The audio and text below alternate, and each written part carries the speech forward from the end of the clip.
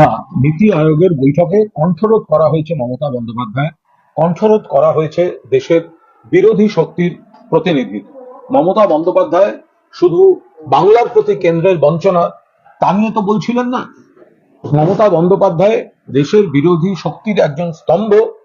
তিনি কেন্দ্রীয় সরকারের জনবিরোধী নীতি এবং বঞ্চনা সেগুলোই তুলে ধরতে গেছিলেন, এবং তারপর তার মাইক অফ করে দেওয়া হয় অত্যন্ত অপমানজনক ভাবে।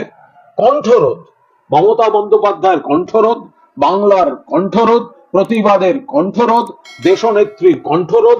স্বৈরাচারী বিজেপি সরকার যে সৌজন্য মমতা বন্দ্যোপাধ্যায় দেখিয়েছিলেন নীতি আয়োগের বৈঠকের আমন্ত্রণ গ্রহণ করে, তারা সেই সৌজন্যের উপযুক্ত নয়। যেখানে চন্দ্রবাবু নাইডু বেশি বলছেন, যেখানে বাকি মুখ্যমন্ত্রীদের 10-12 মিনিট করে বলতে দেওয়া হচ্ছে, মমতা বন্দ্যোপাধ্যায়ের মাইক অফ করে দেওয়া হয়েছে। সেই জায়গায় দাঁড়িয়ে মমতা বন্দ্যোপাধ্যায় তীব্র প্রতিবাদ জানিয়ে বেরিয়ে এসেছেন। বিজেপি এখন যেটা করছে, মিথ্যাচার করছে, বলতে দেয়নি, কণ্ঠরোধ করেছে।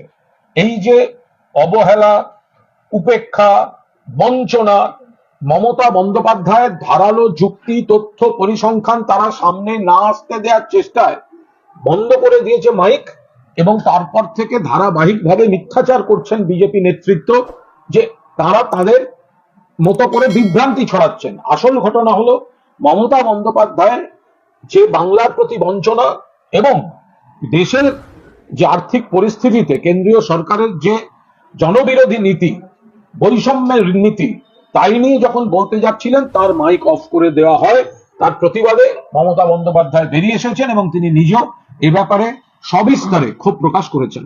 নির্মলা সীতারামন, তিনি মাননীয় অর্থমন্ত্রী, তার স্বামী বলেছেন যে তার অর্থমন্ত্রকের কোথায় কোথায় বড় সড় কেলেঙ্কারি ঘটেছে। নির্মলা সীতারামন অর্থমন্ত্রী, যিনি মমতা বন্দ্যোপাধ্যায়ের বিরোধিতা করছেন, তো কেন্দ্রীয় সরকারের আর্থিক নীতি কোথায় কি অনিয়ম হচ্ছে, কোথায় কি কেলেঙ্কারি হচ্ছে, সবার আগে যিনি চিহ্নিত করছেন এবং সরব হচ্ছেন, তিনি হচ্ছেন নির্মলা সীতারামনের হাজব্যান্ড। আগে ঘরে তিনি কি বাড়িতেও কি হাজব্যান্ডের মুখে তালা দিয়ে রেখেছেন নাকি? হাজব্যান্ডের মুখে তালা দিয়ে রেখেছেন নাকি অর্থমন্ত্রী? হ্যাঁ, আপনার স্বামী তো আপনার অর্থমন্ত্রকের কোনটা কি কেলেঙ্কারি, কোনটা অনিয়ম আপনার স্বামী তো বলেন। তার মানে আপনি ঘরে স্বামীর মুখে তালা দেবেন, বাইরে এসে মমতা বন্দ্যোপাধ্যায়ের মুখে, যে যেখানে প্রতিবাদ করবে তাদের মুখে তালা দেবেন? হয় নাকি কখনো?